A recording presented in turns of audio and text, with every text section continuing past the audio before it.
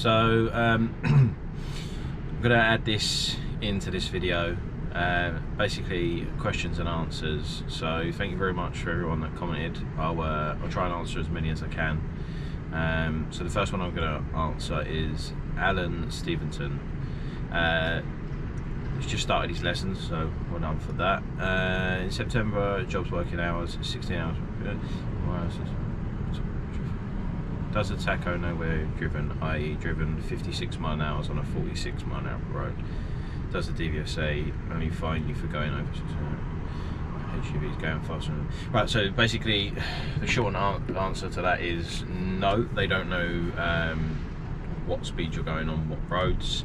You only get an infringement if you go over the speed. So if you're over 56 mile an hour, you get a warning usually before it actually gives you an infringement, so you do usually have enough time to slow down depending on how fast you're going over the speed limit, which is only usually down hills, because obviously in the UK most HGVs are restricted to 56 miles an hour. So yeah, that's basically the answer to that one. Thank you for your question. Right. So here we've got a really good question. Well, I say question, questions from Sean. So thanks for the question, Sean. The first question is, as a new driver, class 2 or class 1 license to go for? Now, I went through the class 2 route first and then worked my way up to class 1, and I would advise anyone to do this because obviously the experience you get on class 2 is definitely going to benefit you in the long run on class 1. It's just, it's like anything, isn't it? You just work your way up slightly, and then obviously the more practice you get, the easier it becomes in the long run. The second question he's asked is, work direct for a company or an agency? Now, me personally, I like working for a company because it just takes a lot of stress out of everything. I like to know that I've got a set wage coming in, so I can plan things, save, etc, etc.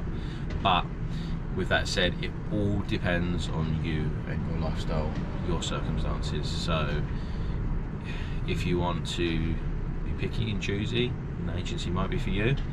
You earn more money on an hourly rate. It just depends whether you're getting the work consistently or not. 3.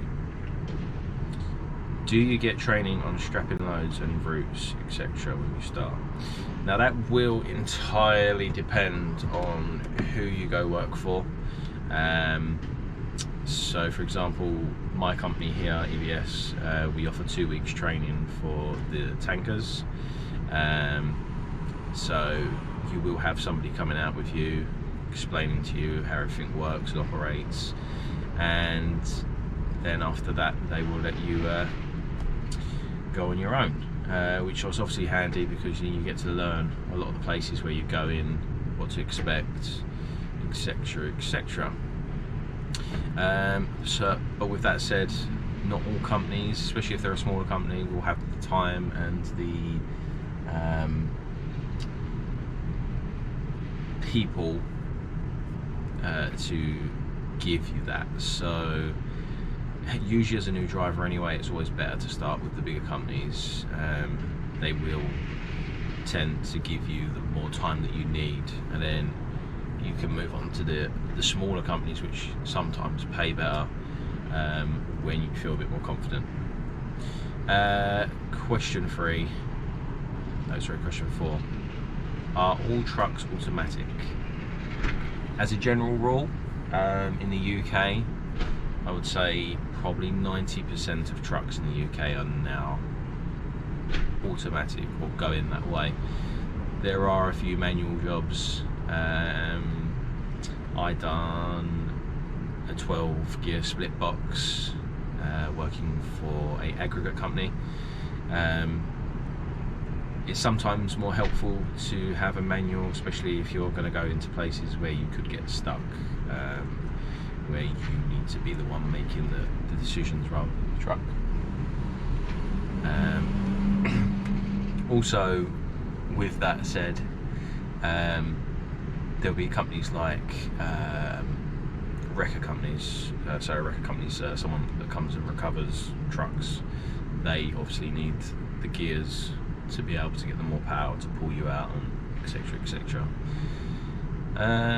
5, will the company drop you in deep end on a day? Will the company drop you in deep end on day 1?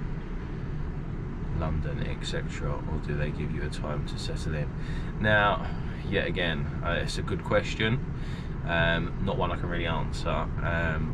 Yet again, with my company, with me personally, I don't know about everyone else, but for me, they kept me out of London for the first 2 or 3 days, which didn't really matter to me because I'd done London before anyway.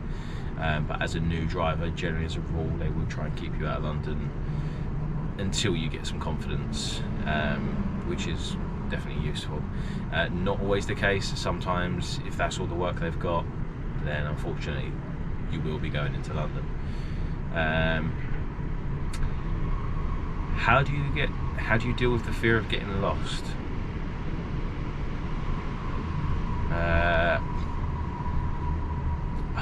I don't really understand that question. I mean, the fear of getting lost, and maybe you mean going down a road you shouldn't and getting stuck. It's just a case of being vigilant and making sure that you're always looking out for signs that tell you that you can't go down there, i.e. 7.5 ton weight limit, etc. It's pretty hard to get lost, especially nowadays. You've got your phone, Google Maps, you've got your sat nav, and I always recommend that you do, just on an off chance that all else fails, grab yourself an AA truck road map, which I've got in here. It's a bit tatty, so excuse me. I'm not making any money for this. I should be, filthy. But yeah, this will tell you where all the low bridges are, width restrictions, basically where you can and can't go. So that's definitely a handful thing to have. Next question is, say you work 11 hours a day, drive for 9 hours, are the 2 hours or so extra waiting, being loaded, etc.? Yeah, so for example, we are scheduled for an 11-hour day here, but obviously you're not going to be driving those whole 11 hours. There's going to be, when you're going to get loaded, you're not going to be driving. When you get to your job, you're going to be unloading. So that's 2 hours already. Your break, that's 45 minutes. And then if you're doing another job, the same again. So you've got at least 3 to 4 hours of your day which are going to be doing other work. But you can drive up to 9 hours, extended to 10, 2 days a week.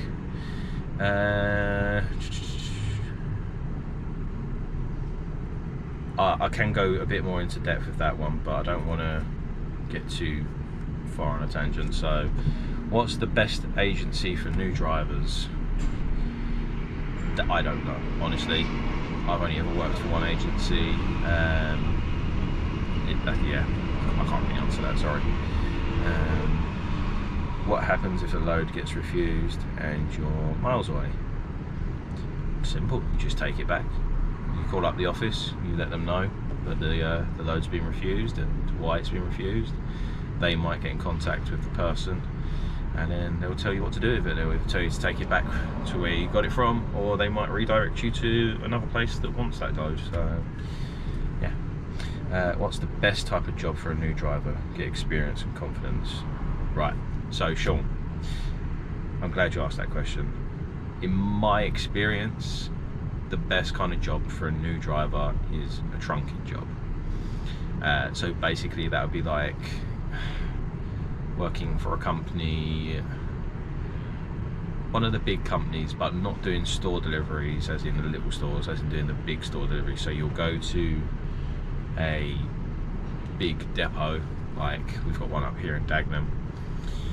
You collect from wherever, it could be whatever, chicken, cold drinks, whatever, and then you just take it to the distribution centre in Dagenham, and then they will distribute that out onto small lorries, excuse me, to all the little Tesco's around, and sometimes the bigger Tesco's. So yeah, definitely sort of trunking supermarket work. Another good one was for me, I did a bit of agency work with the Royal Mail. Now I think they want experience, but in terms of not getting lost, and if you're worried about things like that, they're very straightforward places to get to. You're literally on the motorway, off the motorway, at the delivery site, straight back on the motorway, off. So yeah, they're very, very simple and nice little jobs to do. So yeah, thank you, Sean, for that question. Got one here from Simon. Just passed my theory and hazard perception, just booked my training test for 3 weeks time, so excited. Nerves too? Okay. Good luck with that, mate, though, Simon. Seeing you've been watching a lot of my videos, so thank you for the support. Roughly how many hours a week would you work as a HGV driver from Saw Bandits? So it does vary. All depends on what type of work you do, yet again. Usually I would say minimum you're going to be doing 40, if that's going to be the bare minimum, and I'd say anything up to 60 can be a little bit more, but yeah, that's generally the gist of it. So yeah, thank you for all the questions. I'm going to leave it at that for now. I'm going to add in a little bit of another video to this, so if you did enjoy it and you want any more questions answered and this has been helpful, don't forget to give us a like, subscribe, and yeah, I'll see you in a video. Yes, I know, I'm very sweaty. I just finished, oh, I say I've just finished, I've almost finished, just around the corner from the yard. It's 7 o'clock and it's still 26 degrees. I was in all my PPE at my last job, and I look like I just got out of the shower, which was lovely. Can't wait to get home, take to it, have a shower, that'll be nice. And yeah, basically the reason why I'm doing this at the moment is for the simple fact that I just hit 1,000 subscribers. Woo! So yeah, thank you everybody for subscribing to my channel, and yeah, hopefully onwards and upwards, and we'll see how we get on. But that's all really. Just wanted to say thank you very much. See you on the next. I can't think.